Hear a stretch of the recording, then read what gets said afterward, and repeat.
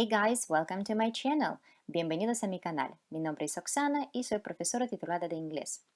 Hoy vamos a hablar del presente simple, present simple en inglés. Este tiempo es básico y coincide mucho con el mismo del castellano, pero no del todo. Hablaremos de formas afirmativas, de los usos y también lo practicaremos con unos ejemplos. Ante todo, vamos a recordar las formas de pronombre sujeto, a las cuales vamos a referirnos continuamente. En inglés se llaman subject pronouns. Subject pronouns.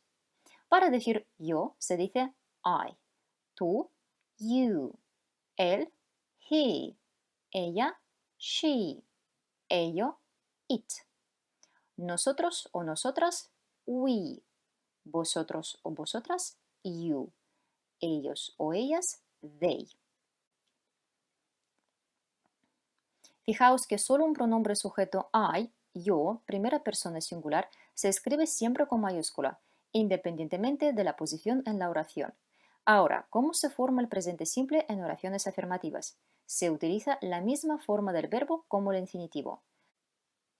La única forma que cambia es la tercera persona singular, o sea, cuando hablamos de él, ella o ello, he, she, it, solo en singular. Se añade el verbo y la terminación s, es, i, es. Un pequeño comentario para los que ya conocéis los verbos modales, tales como can, may, might y otros. Estos verbos no se cambian, o sea, no reciben una s final en la tercera persona singular. Vamos a ver los ejemplos. Examples. Examples. Quiero decir esta frase, vivo en una casa. En inglés sería I live in a house. Vivir se dice live. Las formas vivir, vivo, vives, vivimos, vivís en inglés se dice igual, o sea, live. Por eso en inglés hay que siempre utilizar el pronombre sujeto para entender de quién estoy hablando, de mí, de ti, de ellos, porque repito, la forma va a ser la misma, live. En el caso de la frase vivo en una casa tenemos que decir yo, o sea, en inglés I. I live in a house. Vives en una casa, you live in a house. Él vive en una casa, he lives in a house. Vemos que se añade la S al final del verbo. Ellos viven en una casa, they live in a house. No se añade la S final porque es la tercera persona, pero plural. ¿Cómo diríais vivimos en una casa? Bien, we live in a house. Pero bueno, la mayoría de nosotros vivimos en un piso y para decir en un piso se dice in a flat. Entonces, vivimos en un piso sería, bien, we live in a flat. Entonces, repito, si queremos hablar de ella o él, se añade una S, IS o IES al final de la palabra, según la última letra. En el caso del verbo live, se añade solo una S. Entonces, ella vive en una casa, se dice she lives. Él vive en una casa, he lives. Si hablamos de animales, solemos utilizar ello en inglés, o sea, it. It lives in a house. Las reglas gramaticales y fonéticas de las terminaciones s, es y ies. ¿Cuándo se añade una y otra terminación? De normal se añade una s sola al final y puede sonar como s, z o is. Works, travels, chooses, makes. Vemos la segunda columna, la terminación es y la pronunciación is. A los verbos que terminan en s, sh, ch, x o z se añade es. Por ejemplo, watches, buzzes, washes, kisses. Y si el verbo termina en y, en inglés se dice y, vemos la tercera columna, la y se transforma en I y se añade la terminación is. Entonces la pronunciación sería, por ejemplo, flies, cries, tries, studies. Volviendo a la S final, o sea, cuando añadimos solo una S, hay que tener en cuenta que la pronunciación puede variar. Si el verbo termina en un sonido sordo, a voiceless sound, como put o stop, por ejemplo. En este caso, la pronunciación de la terminación S será sorda, S. Por ejemplo, puts, stops, works, visits, invites.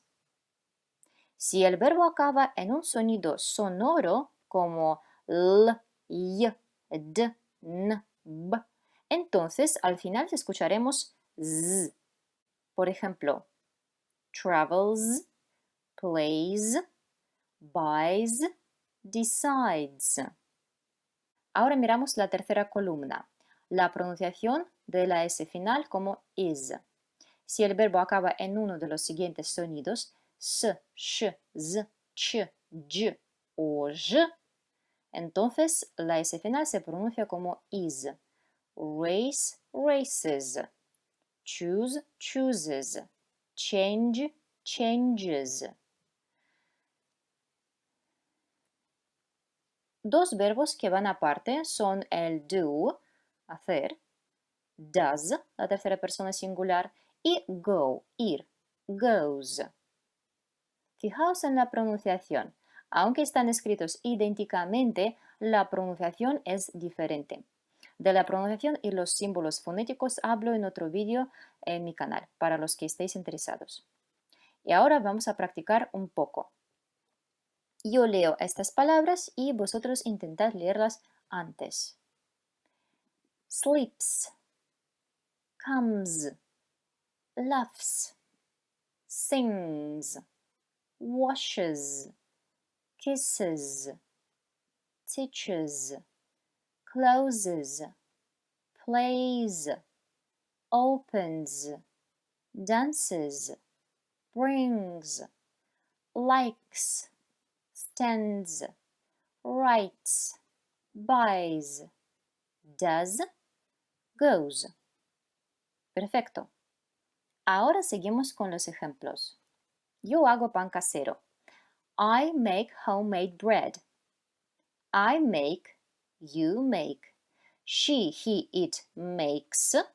We make, you make, they make. Y ahora el uso del presente simple. ¿Cuándo se utiliza? Primero, para hablar de rutinas y hábitos. Por ejemplo, I eat breakfast every morning. Desayuno cada mañana. O cuando hablamos de horarios. The train leaves at 6 o'clock. El tren sale a las 6 en punto. Y también de hechos científicos. Por ejemplo, ice melts at 0 degrees. El hielo se derrite a 0 grados. Una nota. No se usa para hablar de las promesas en el futuro como en castellano. Por ejemplo, te lo digo luego. No suena como una promesa, te lo digo luego. O te lo traigo ahora. O por ejemplo, lo decidimos mañana. O él viene mañana. En estos casos en inglés se utiliza el futuro simple. Future simple. Y para completar este tema, no podemos dejar sin mencionar el verbo irregular ser o estar. Sí, en inglés es el mismo verbo, por eso habréis escuchado tantas veces a los extranjeros confundirlos y no distinguir la diferencia entre él es muy bueno y él está muy bueno, por ejemplo. Vamos allá, las formas del verbo to be. I am, you are, he is, she is, it is. We are, you are, they are. Entonces, ¿cómo diríamos ellos son mis compañeros de trabajo? They are my colleagues. La palabra colleague solo significa compañero de trabajo y nada de colega en el sentido de amigo, aunque no quiere decir que podáis tener amistades en el trabajo.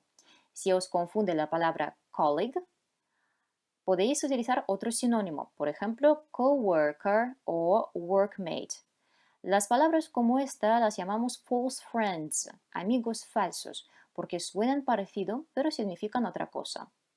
Otro ejemplo muy famoso de false friends es la palabra sensible. ¿Qué significa? ¿Qué os parece? Sensible en inglés y en español significa sensato. ¿Y cómo se dice entonces sensible? Se dice sensitive. Así que si quiero decir que mi compañero de trabajo es muy sensato, digo, My colleague is very sensible. Y mi vecino es muy sensible. Vecino se dice neighbor, neighbor. My neighbor is very sensitive. ¿Y mis vecinos son muy sensibles? My neighbors are very sensitive. Prestad atención a la terminación de los adjetivos. En inglés no se añaden los s al final de los adjetivos, sea singular o plural. Quiere decir, si este vídeo es bueno, se dice good. Si otros vídeos también lo son, también se dice good. Y si os ha gustado, no olvidéis poner un me gusta. Nos quedan las formas negativas y preguntas, que según mi experiencia, mejor estudiar aparte. Para los que estéis interesados, el link está debajo de este vídeo. Aquí está la regla de los adjetivos. Miramos good friend versus good friends, aunque esté en plural, friends, pero la forma good no se cambia, no se añade la S final a los adjetivos.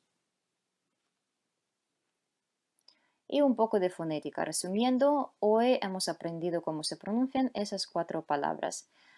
Colleague, neighbor, does, goes.